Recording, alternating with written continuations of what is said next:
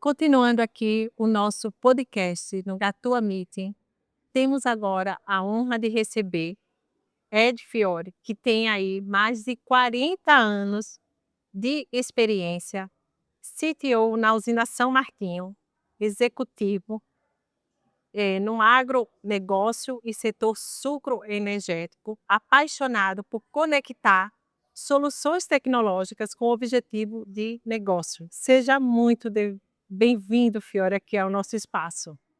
Muito obrigado. Bom dia, boa tarde, boa noite para quem vai ouvir esse nosso podcast. Obrigado pela oportunidade e de explorar um pouco não só o setor, a tecnologia e os temas que nós vamos conversar aqui hoje.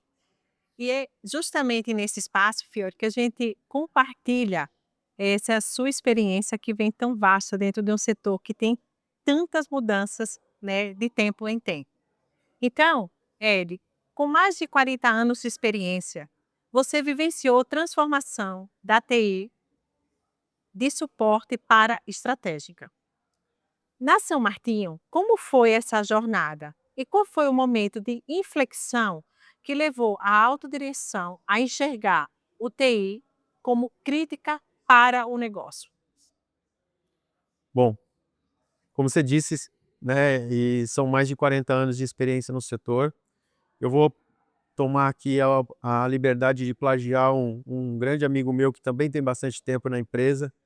E, assim, meu currículo é um samba de uma nota só, né. Então, porém, acho que essa pergunta é totalmente pertinente, porque a empresa, o setor, ele se transformou ao longo de todas essas 4 décadas, né. Então, nós começamos por exemplo, até na forma de chamar o setor, né, a gente chamava de setor canavieiro, setor sucro canavieiro, setor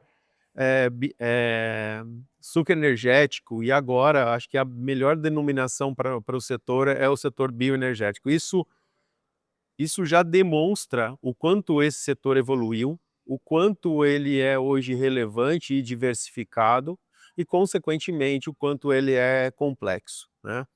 Então, e isso também aconteceu na São Martinho. Nós saímos de uma única usina, que é a usina São Martinho, e que pela relevância dá nome ao grupo até hoje, é a maior usina como autônoma do mundo, e esse nome é muito conhecido, mas hoje somos um grupo de usinas, né, somos 3 usinas no estado de São Paulo, uma usina no estado de Goiás, e eu costumo dizer que não somos mais uma usina, somos um parque industrial onde temos várias indústrias dentro desse parque. Para ter uma ideia,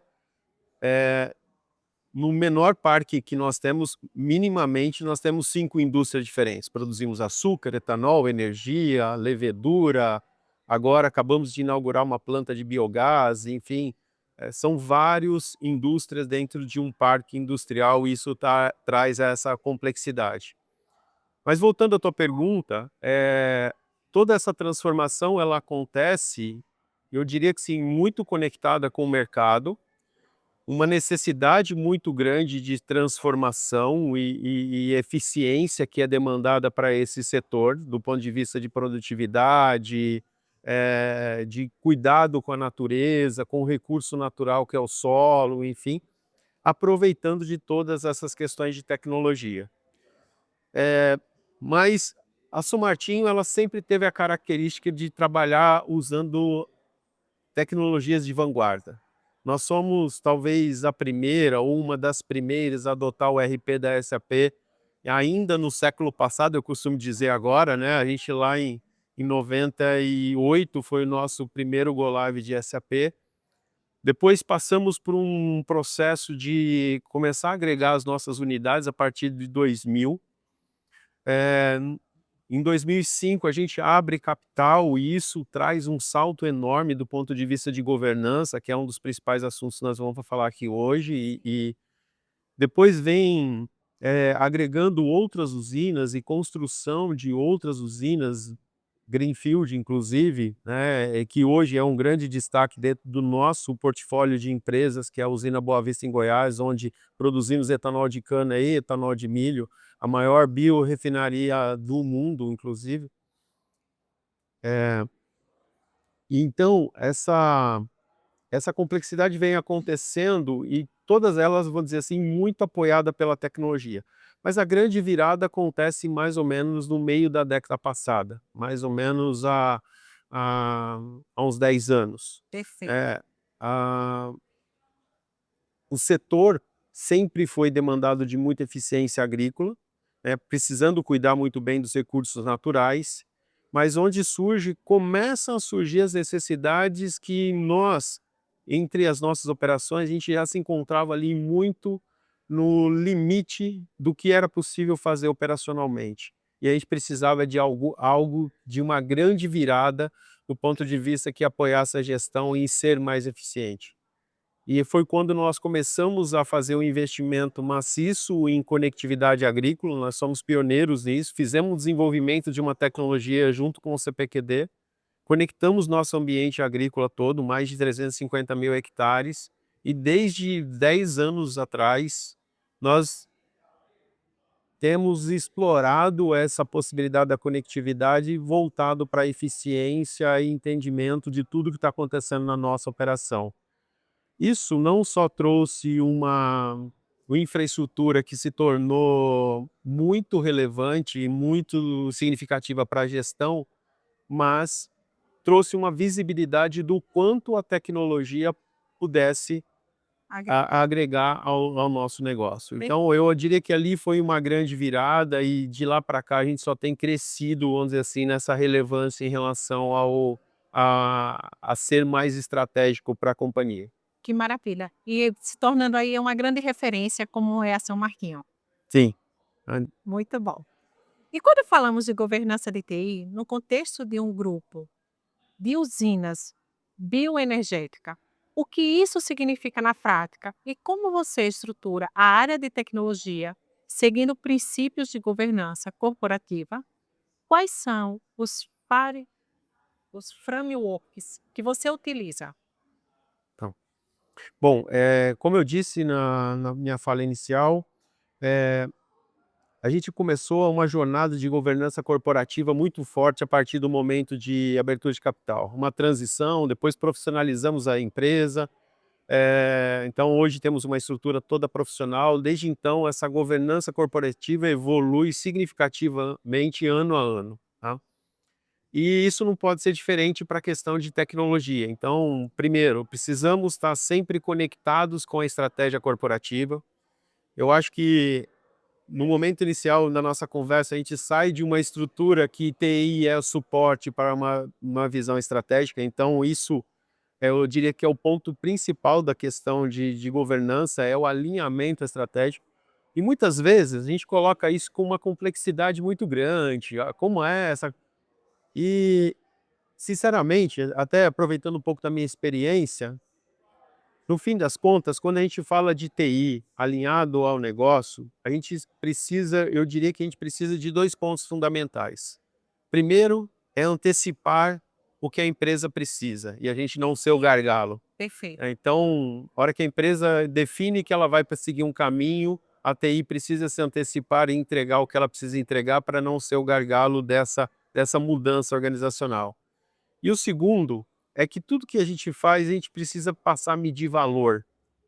Então, qual é o valor de fato que a TI está entregando para o negócio? E muitas vezes se faz confusão em relação a isso no mercado do que é o valor. Muitas vezes a gente, e até por ser uma área técnica, a gente quer dizer, falar do techniquez, Sim. mas a gente precisa fazer essa tradução para toda a estrutura de gestão da companhia, para que eles entendam de fato aquilo que está sendo aportado com a tecnologia e quais os resultados que se espera para tudo isso. Do ponto de vista de frameworks, eu sempre fui uma pessoa que eu não gosto muito de ficar inventando a roda, e tem muita coisa pronta no mercado, os grandes frameworks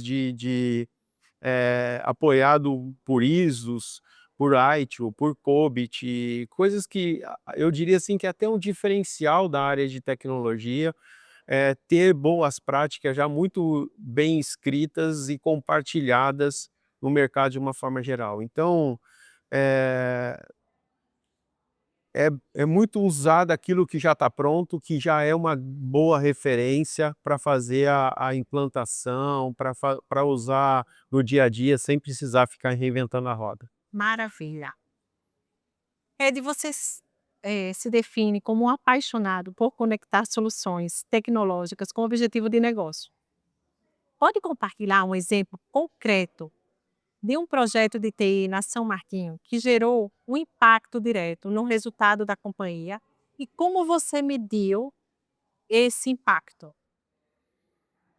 Olha, assim, só para não se prolongar, eu vou aproveitar de um que eu acabei de comentar um pouco, que é essa questão que nós nascemos aí, esse assunto de conectividade ainda há uns 10 anos atrás, né.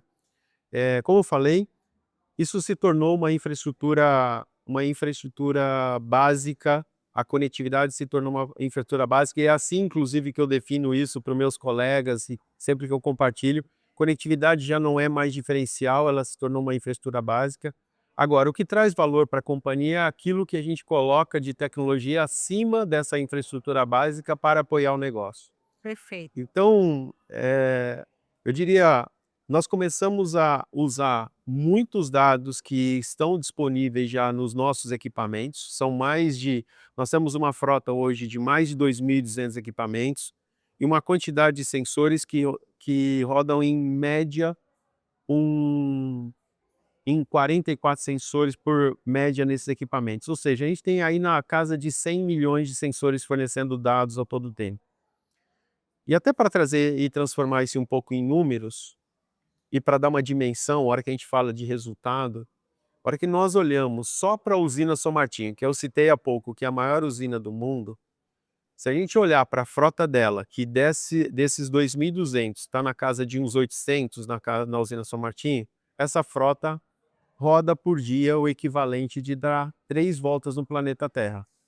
Então, olha o tamanho da oportunidade que a gente tem do ponto de vista de usar a tecnologia, dados, informação para gestão, ao ponto de se tornar mais eficiente. E esse projeto, olhando do ponto de vista de valor, de aplicar tecnologia, talvez o melhor resultado e mais bem mensurado que ele trouxe foi evitar que a frota rode, de uma forma, desnecessária. Consequentemente, evitando o consumo de diesel, colaborando com o meio ambiente Evitando e desperdício. evitando desperdício, tá. Então, além disso, nós conseguimos hoje fazer uma programação muito mais otimizada de toda essa distribuição da frota. Nós temos um desafio enorme nessa unidade, pelo tamanho dela, que um caminhão carregado de cana-de-açúcar precisa chegar a cada 1 minuto e 42 segundos numa cadência quase que precisa para garantir que ela opere as 24 horas do dia e de forma na sua capacidade máxima. Então, isso, enfim, tem inúmeros indicadores que é possível medir o quanto esse projeto agrega, mas de qualquer forma, é importante que cada iniciativa que a gente faça, a gente tenha essas iniciativas e essas evoluções mensuráveis para garantir que aquilo que a gente vai fazer, para cada passo que vamos dar, que de fato esse valor venha como resultado. Maravilha. Como até uma antecipação de resultado, né? Sim, principalmente. Principal. Maravilha. Ed, o Gato Meet nasceu para gerar conexões profundas e intencionais, não apenas um network superficial. O que você mais valoriza nesse tipo de encontro? Olha, eu tenho uma característica que eu sou apaixonado por questões de relacionamento, conectar com pessoas, enfim, trocar experiências, e eu tenho uma característica que faz parte da minha formação, que é ser uma pessoa autodidata. E eu acredito muito que a gente aprende com as conexões, com o que a gente faz, aproveitando a cada momento, a cada oportunidade, a cada Cada troca, cafezinho, a né? cada troca, né, que a gente tem.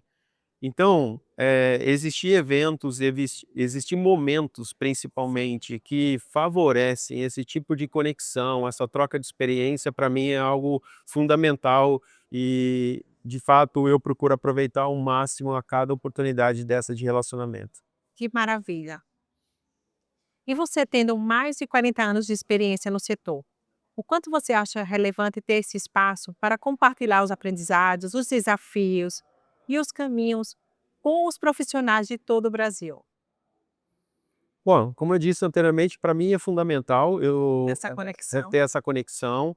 Então, os eventos favorecem e agora a tecnologia, fazer isso que nós estamos fazendo aqui, gravar isso de uma certa forma que chegue a um A mais público, pessoas. a mais pessoas, isso tem um valor imenso. E eu, por exemplo, por outro lado, sou um grande consumidor desse tipo de mídia que nós estamos produzindo nesse momento aqui, de outros colegas meus que estão espalhados aí pelo Brasil todo, e que nem sempre dá para a gente se encontrar pessoalmente ou poder ter aquele momento de troca de informação. Isso é bom que a gente consegue chegar, né? É a tecnologia nos favorecendo. Exatamente. Ed, se você pudesse deixar um recado para os líderes que não puderam estar aqui nesse evento, qual seria? Bom, o evento hoje, e principalmente a minha participação, nós vamos falar muito de assunto de governança, como nós podemos levar essa relevância do assunto de tecnologia para todas as estruturas da companhia, até principalmente a nossa estrutura de conselho, de administração, enfim, como tudo isso se conecta. Então, acho que a principal mensagem é: não encare a questão de governança como um bicho de sete cabeças, faça isso de uma forma simples. E certamente a melhor forma de fazer a conexão, demonstrando o valor da governança e, por exemplo, de segurança da informação, como estava vendo uma palestra há pouco aqui, é mostrar o quanto isso impacta para o negócio hoje. E a melhor forma de dizer, e de comunicar isso a todas as instâncias da companhia é mensurando o valor. Então, eu, de novo, eu sou partidário da questão de fazer as coisas de uma forma mais simples, mas começar a fazer e praticar isso no dia a dia para evoluir essa comunicação, que eu diria que ela precisa ser sempre lateral e vertical na organização, para favorecer o crescimento dessa visão estratégica da área de tecnologia. E melhorando os resultados. Sem dúvida. Perfeito, Ed.